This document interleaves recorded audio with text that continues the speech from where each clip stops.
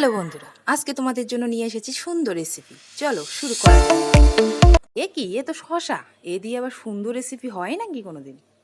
দাঁড়াও দাঁড়াও, প্রথমে শশাটাকে ভালো করে ছুলে নিয়ে পিস পিস করে কেটে নিব।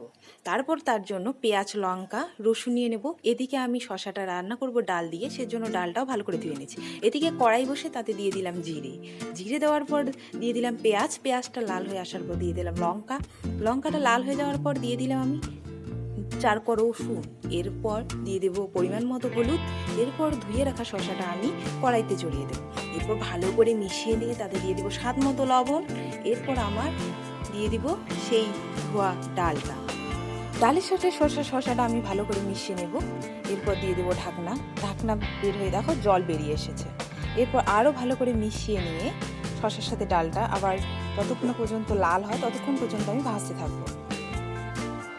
এরপর ভাজা হয়ে গেলে আমি দিয়ে দেবো তাতে জল দিয়ে আবার কষিয়ে দিয়ে দেবো আবার ঢাকা খোলার পর দেখো শেষ পর্যন্ত রেসিপিটা।